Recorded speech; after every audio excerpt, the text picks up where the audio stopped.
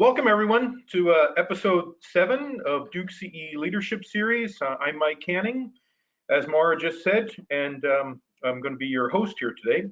We at Duke CE are dedicated to getting leaders ready for what's next. And the Leadership Series is an extension of this work, bringing the latest thinking from thought leaders around the world to topics leaders need to understand today.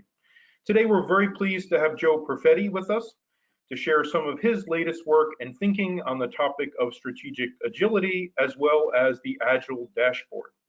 Joe is an expert in the field of corporate finance and strategy and regularly works with executives and boards across a range of industries. He's also a Duke CE Innovation Fellow and the co-creator of our Strategic Agility course, which he may have draw upon a bit here as we talk. And he's also a well-published author. He's going to be one of the co-authors of the Handbook on Corporate Governance coming out in 2020.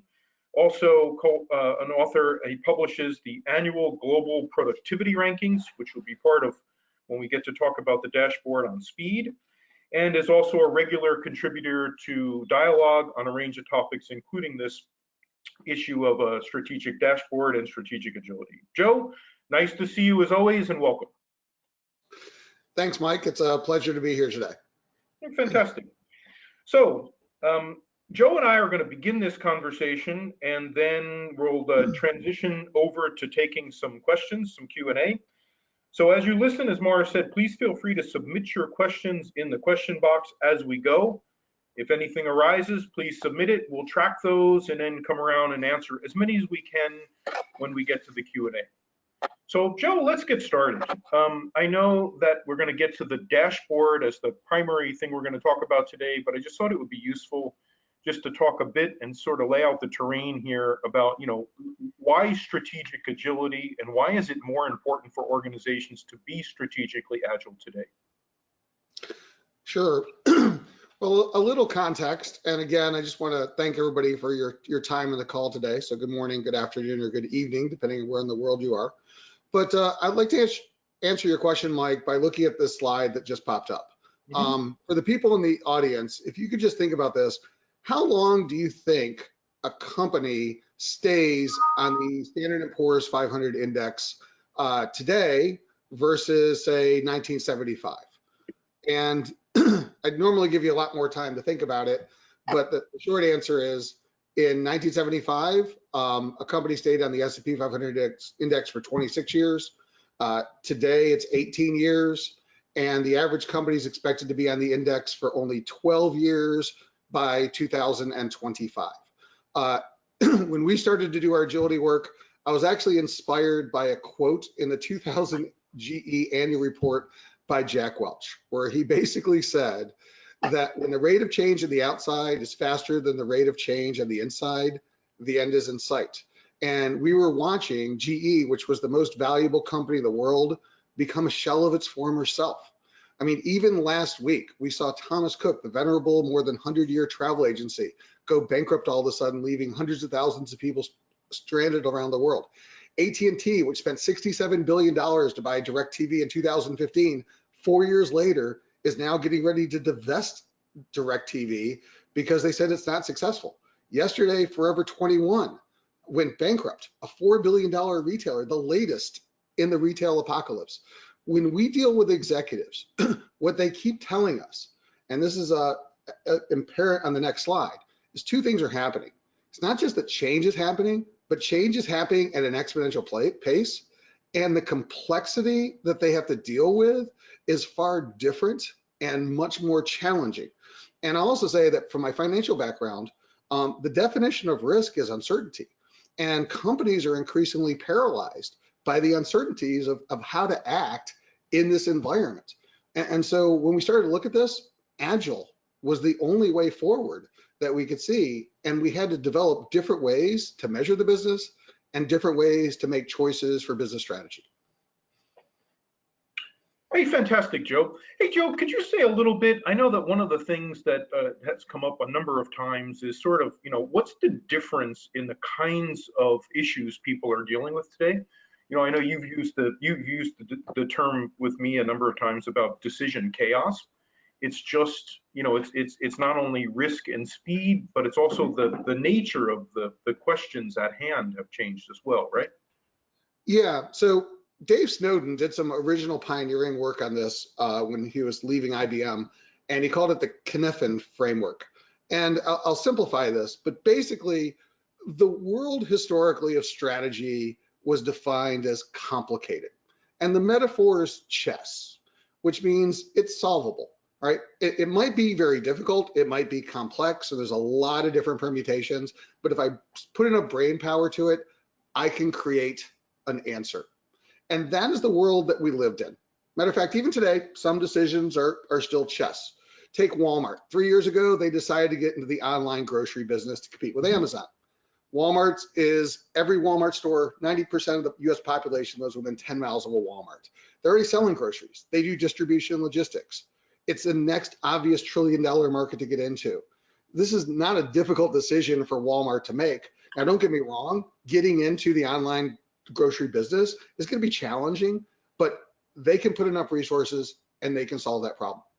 But increasingly, what executives are dealing with is a world that's complex.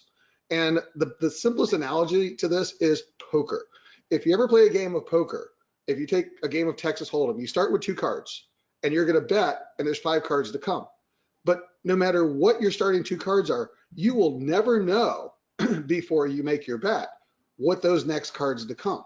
And that's what we mean by a complex environment, is that increasingly you can't solve the problem. Matter of fact, the only solution comes in retrospect after you act. And this is a real challenge for leadership. It's a real challenge for strategy.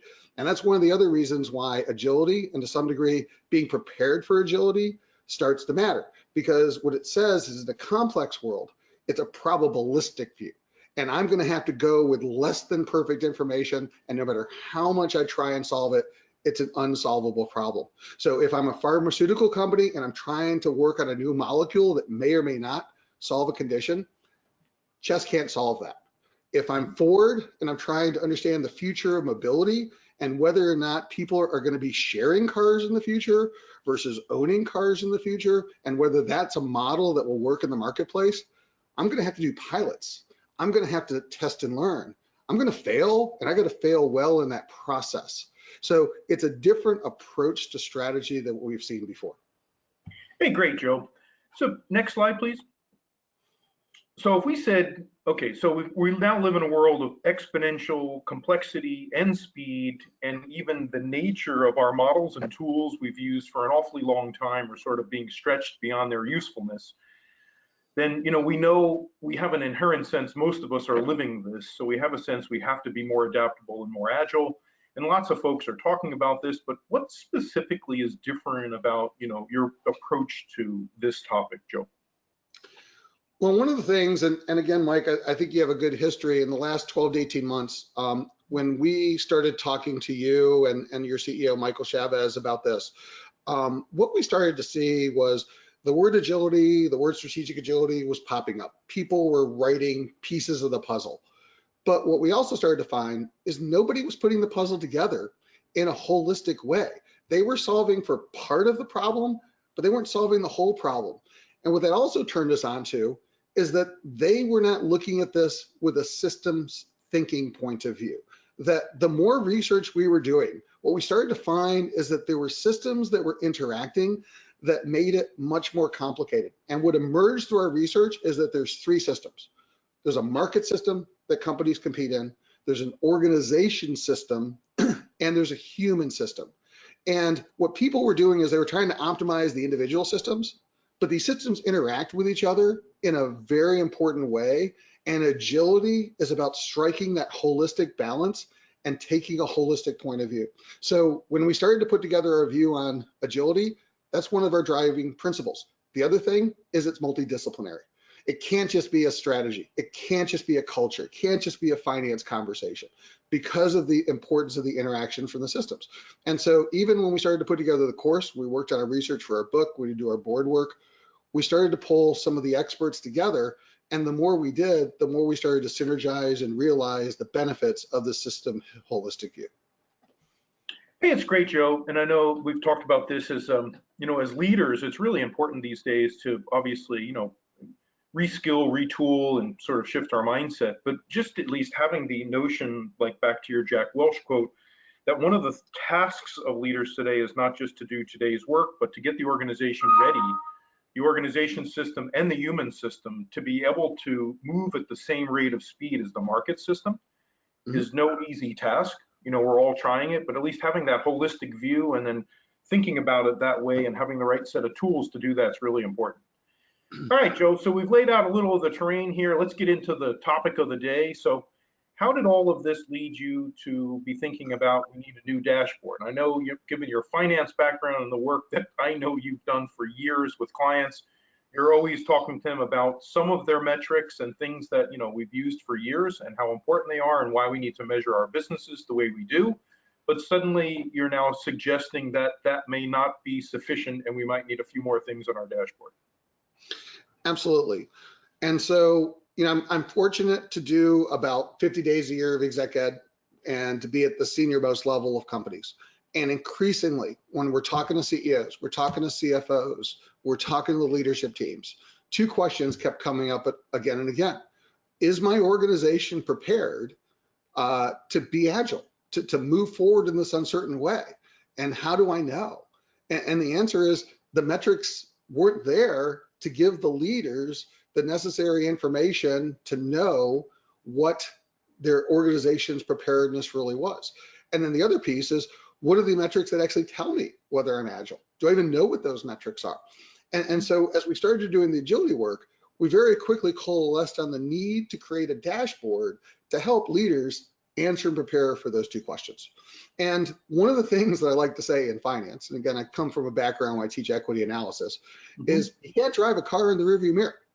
And essentially, if you think about most of the metrics that companies actually put in their scorecard today, they're backward looking. How did we do last month, last quarter, last year? What's our growth rate? What's our EPS? What's our margin? What's our market share? What's our NPV of the project? What's the IRR? It's all just keeping score. But value creation is not about the past. It's about the future.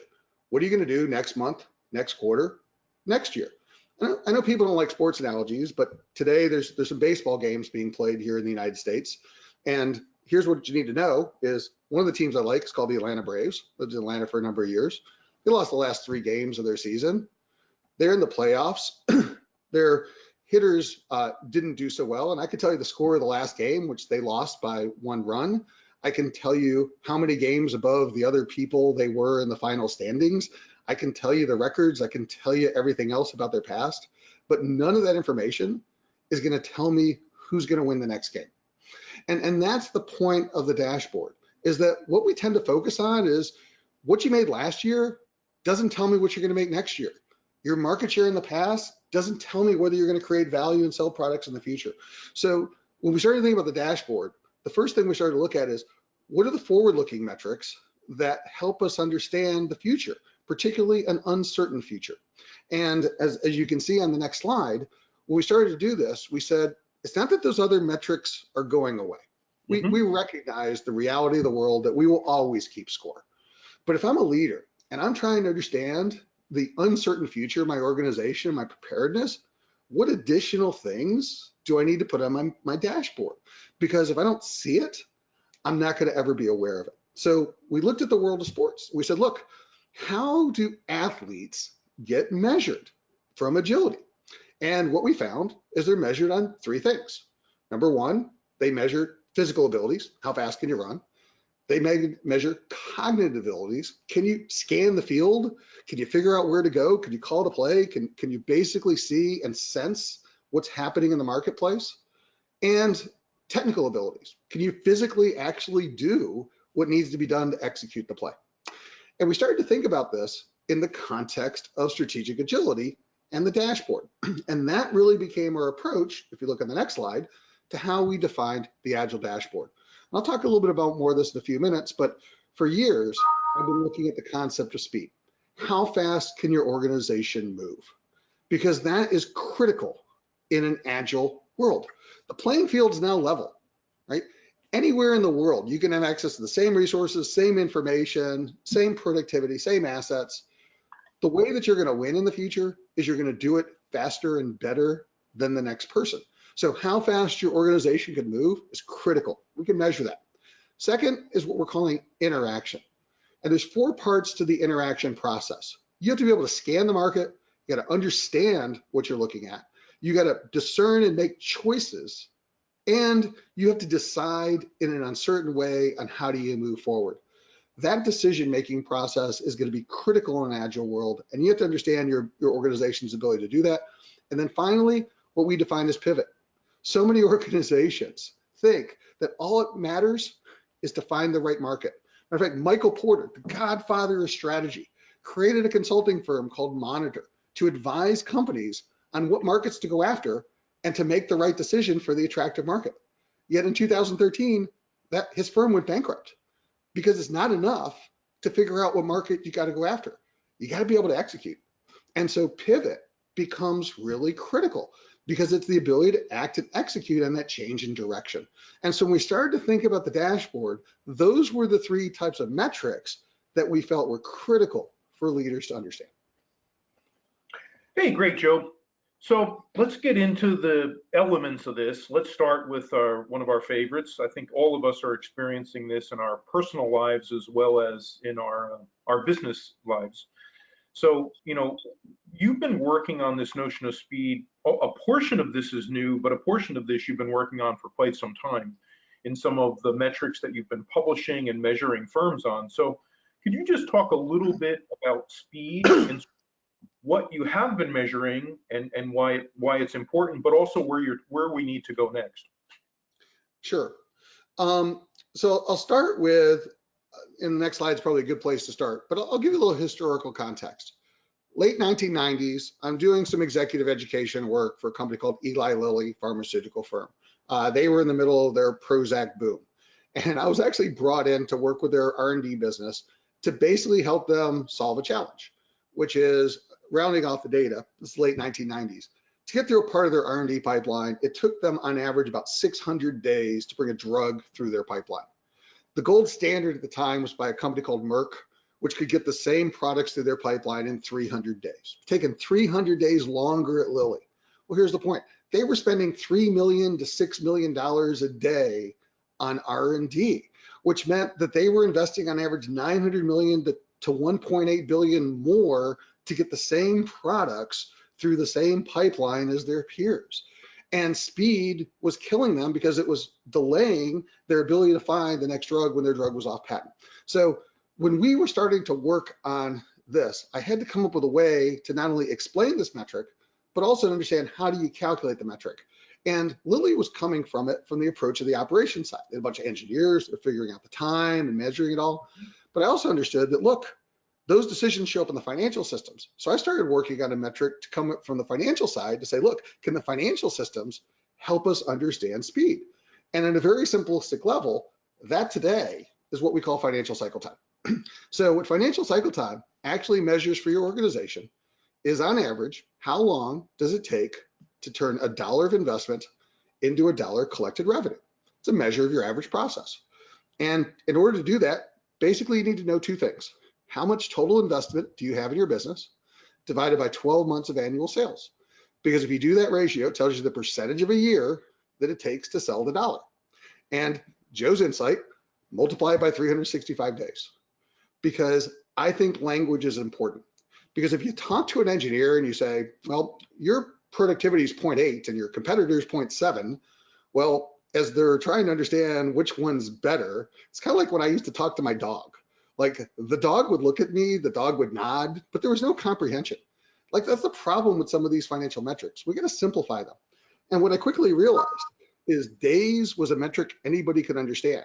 And if I could explain to them that Merck did it in 300 days and you did it in 600 days, and every one of those days freed up $3 million of cash, simple as that was, it was transformative. And so that is something which we built on over time. And 3 years ago, we actually started measuring this for the Global 1000. We publish it annually. And I'll just give you a real example here today. If you go to the next slide, 2 companies hopefully you may have heard of on this call. There's a company called Under Armour and a company called Nike. And in the 2018 rankings, Nike was actually one of our winners by industry, but their 2018 financial cycle time, based on publicly available data, was that on average, it takes Under Armour 195 days to turn $1 of investment into $1 of sales. Nike can do the same thing in 144 days. Now, there's different measures of investments. That's total investment in the business. If I just cycle out what I'll call their production cycle time, just physically making a product, putting it in inventory, getting paid, Under Armour is 112 days, Nike is 77 days. Both of those metrics show Nike clear speed advantage. Now, Nike is a larger company, but here's the point. Every one of those days represents $14 million of cash investment at Under Armour and $100 million of cash investment at Nike. So let me say this another way. If I look at the difference in the financial cycle times, the 51-day advantage that Nike can be faster translates into a $714 million extra investment that Under Armour has to make to do the same work as Nike because it takes more time. Said another way, the 51 days that Nike is faster at $100 million a day meant Nike avoided spending $5.1 billion on cash tied up investment and could have used that cash much more productively in their business cycle. So it is no surprise, if you look at the next slide, that last week when Nike reported earnings, not only were they the bronze winner, that didn't matter. What it meant is a real win for their customers and their shareholders. And they've been saying this publicly. Like, this is a direct quote from the Financial Times, but if you look at this, what they've been doing is they've been moving the organization to speed up product development, reduce time to get the products to market, giving much more control further down in the organization to increase speed of decision making, and you're seeing the financial benefits. You're also seeing competitive advantage. That's why Under Armour is breaking at the shores of trying to hurt Nike's dominance. And that's important to know if I want to continue to dominate in an agile world. Hey, so Joe, we can, and just as you said, we can now measure both of those things, financial cycle time, production cycle time, using your real financial metrics. But the other one that you mentioned at the end there is, we also know that an enabler to speed is actually moving decisions closer to the point of contact, whether that be customers, et cetera. And then, how quickly people are able to make decisions, right? And so, we move this over one more thing about decision cycle time being the next kind of thing that you've worked out, that you add to the dashboard, because that's also an indicator of how well you're going to do in the other two, correct? Absolutely. As a matter of fact, this is some research you turned me on to, and we started talking about this, which is that the unit of work at the company going forward is no longer the silo of the group or the division. The unit of work is the team. And we have to make decisions closer and faster, and we have to make it closer to the customer and almost in real time, because we can't wait, right? That's why you see books like Team of Teams become so critical in the marketplace, because what McChrystal talks about is how you enable that decision-making much faster, closer to the teams. So in today's world, leaders must act. Jeff Bezos at Amazon says, look, we got to go with 70%. It's a rough approximation of what Colin Powell called his 40-70 rule. We said, look, you can't make decisions without 40% of the data, otherwise your gut feel, but you also can't wait to 90% because then you're going to be paralyzed by information. I was teaching at a Harvard forum earlier this year, and Brett Biggs, the CFO at Walmart, said to the forum I was speaking to, he said, look, at Walmart, we used to try and make 5 decisions that were perfect. Now we make 20 decisions, we hope 10 are good, and we hope 2 are perfect. Because if we wait, we'll never make those decisions fast enough. Another CFO said, you know what? Our data lake is a data swamp, right? That we can't be paralyzed by the information. So increasingly, and you think about it, particularly in an IP people-driven world, the cost of a person divided by 2,000 hours is the time that you're tying up in those people. Well, guess what? The longer it takes to make a decision and the more hours you spend on that decision, not only costs you money, but it kills you in the marketplace because your competitors have already gone forward and act. And by the way, they're learning as they're acting, because that's the other problem. In this complex world, you actually learn by acting. You don't learn by waiting. And that's a very hidden insight that we found in the Agile world. So let's play off that, Joe, and let's go to the next part here. So if we learn by acting, right? Mhm. Then one of the things that you've come up with is not only how to measure speed with real financial metrics, but sort of this how do we interact with the external world Yep. and figure out a way to how do we do it, but also then what do we measure about that? So could you do a moment or two on this topic of the second part of the dashboard around interaction? Yeah. So when we started to look at interaction, one of the things we're influenced with is the military's OODA loop, to observe, orient, decide, and act, which was created in Vietnam because what they're finding was that pilots were overwhelmed with information and they weren't winning. And so the more that they could act and observe and orient themselves to the marketplace faster than their competitors, then they would win. Well, the same is applying out in the marketplace. So as we looked at the interaction of the systems, we found one other difference in the corporate world versus the military world, which is, I know it's not the world's greatest acronym, SUD, but there's four parts of the interaction, right? Which is the first part is you have to scan and understand the environment. And we have found that that's a very important muscle because number one, you have to be external. So many organizations are internal. I know we don't like to talk about Kodak anymore. The biggest problem Kodak had when they failed is they didn't even talk to the customers about whether they'd ever need a digital technology. It was all an internal decision.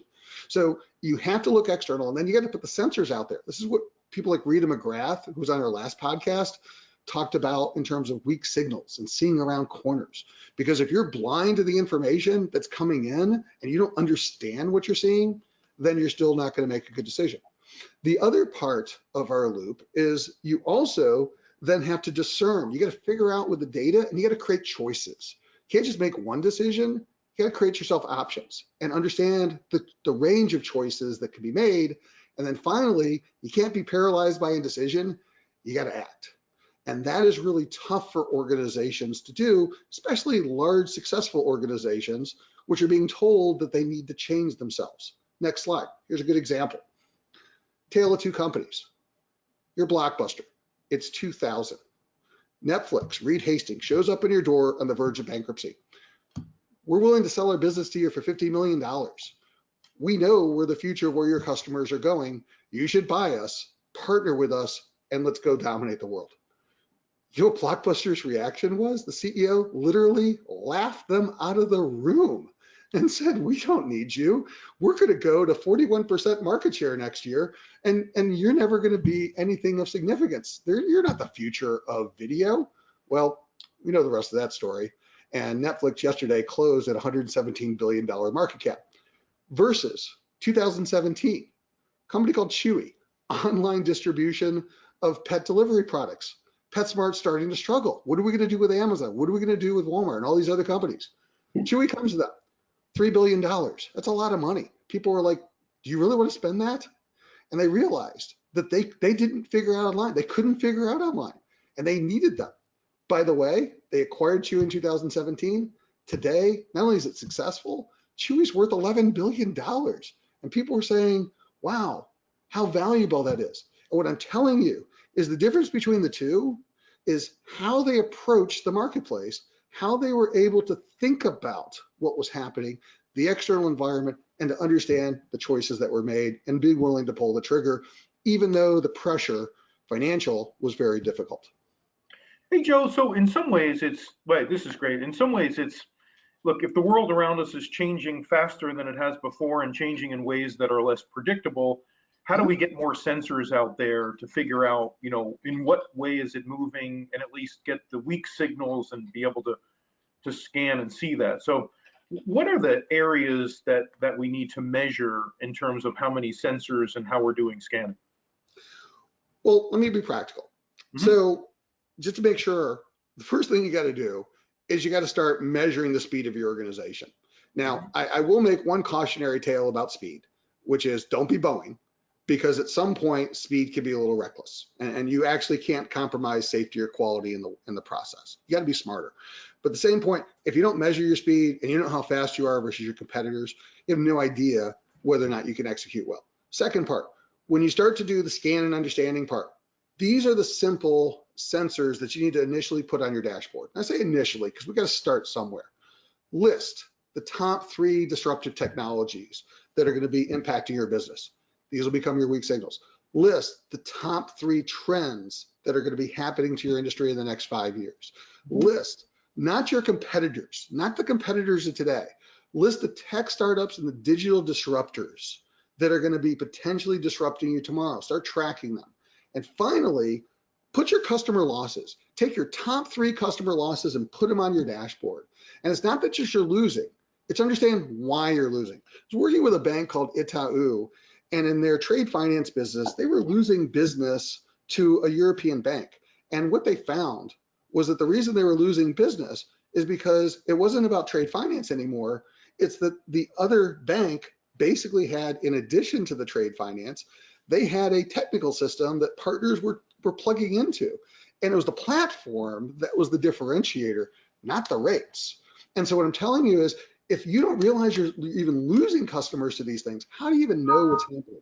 So we have to start measuring things, because otherwise we're not going to manage them. We're going to measure these leading indicators. There's more things we can do, but this is a simple way to start. And we got to start looking at this at the most senior level.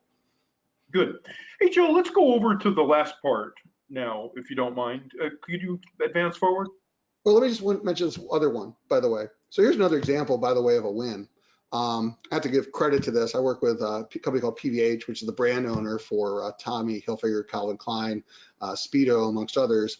And Manny Chirico and Mike Schaefer really understood how they needed to change their scanning. So just as an example of this, you're Tommy, Calvin, who are your competitors? You're looking at Michael Kors, you're looking at Hugo Boss, you're looking at, to some degree, Victoria's Secret. You're looking at the traditional companies out there. And you're struggling with what's the world of retail. Well, if you actually look at this chart on the left, this is something called fast tech, which is, there's this whole ecosystem of startups out there that we are not even tracking, and they're trying to solve the same solutions. There's all these entrepreneurs to do this. So one of the things they did is they struck a very innovative partnership with a company called Plug and Play, which is the leading startup incubator in the world. They incubated Dropbox, they incubated Google, PayPal, a lot of other very successful companies. They got like 38 unicorns or something like that. But the whole point of this is they said, look, if we don't even monitor what's happening in the startup ecosystem, how do we know what are going to be the disruptors of tomorrow? And they put themselves into those ecosystems. And so that's going to be very important for you as leaders to think about in your own business. Are we putting those sensors out there? Are we scanning the market? Are we getting that information? And then can we discern and decide, which is, I think, where you're leading to your next question, Mike. Yeah, and actually, Joe, I also want to make sure that we get in the last part. So part of this is, like we said, in a fast-changing world, you've got to be able to sense more and have more areas exposed to the external world to pick up what's going on. But let's suppose we get better at scanning, and as you just said, Joe, we start to measure these things and we see something coming, say the next value wave. But the other thing we have to do is be able to execute and act upon that, right? You've talked a lot about having a core business, but being able to move to the edge. And while you need stability in the core, you actually need the flexibility to adapt to the edge pretty quickly. So if we could go to the next slide. I just want to talk, if you would talk for a moment or two about this notion of what do you mean in business by the ability to pivot. We know in sports it means to sort of, be able to move laterally side to side and back and forth. But if you could spend a moment on that, I think it would be very useful. Sure. Well, again, in homage to Duke and your amazing basketball program, let me go back to the sports metaphor you were just referring to, which is I have the ball, defender's in front of me. I've made the decision on the move, the spin move. I'm going to switch hands. I'm going to spin around. I'm going to go to the basket. The problem is, even if I make that decision to do it, I may not be able to physically execute. And this is what we started to realize in our research. And this is why I referred to the research about Michael Porter, is that there is just an implied assumption in strategy that if we find a good market, that we'll be able to go and successfully execute. And we started with some research from Bain, which was published in HBR in the next slide. And it was very interesting. And what they said is, if you go back one slide, if you look at companies that moved into adjacencies, even when you had existing capabilities that you just brought to new customers, there's about a 1 in 3 chance of financial success.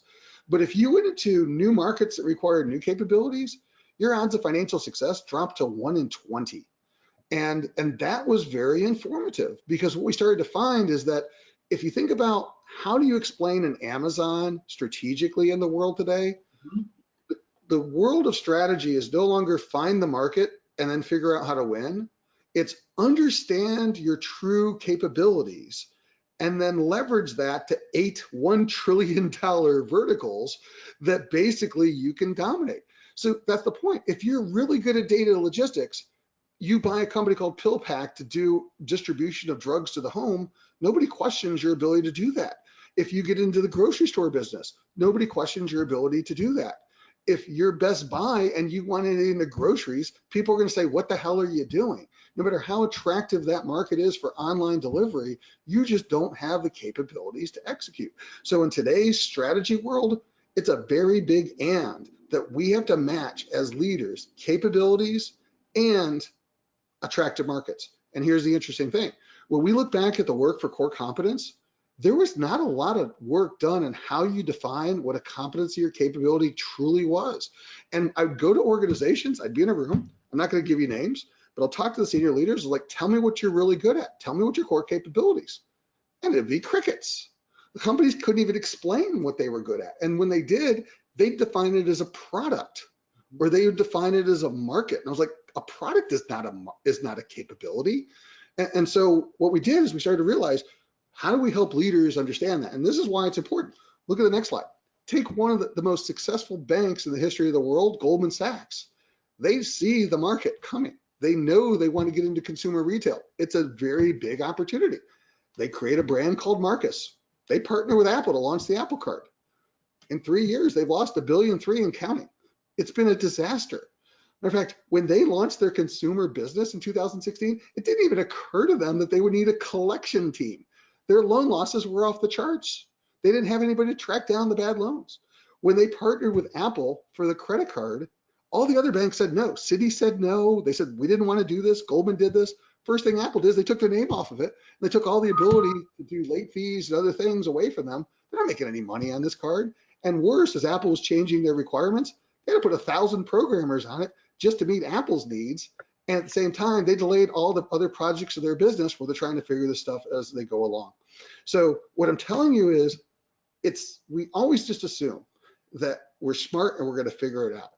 But that is the missing piece of agility, your ability to know as an organizational leader whether your organization can pivot. So our next slide, what's capability?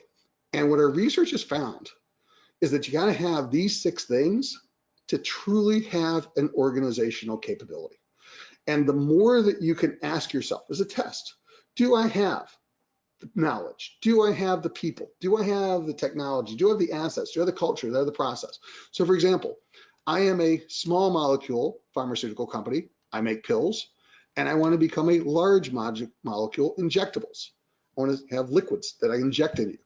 It's not the same thing. It's a different regulatory environment. It's a different level of process. It's a different level of technology. It's a different type of people. It's a different type of asset you need. So if you're a pharmaceutical firm doing pills, it's not so easy to switch over and scale into this other marketplace.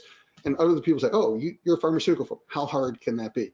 Well, the same difficulty that Goldman Sachs is having as it's trying to get into the retail banking marketplace. So that's what we're starting to find, and that is critical on the Agile Dashboard. So basically, here's another thing you got to do as a leader. Simple exercise. And this Michael's actually referring to one of our articles we wrote last year when we introduced the 3 systems concept.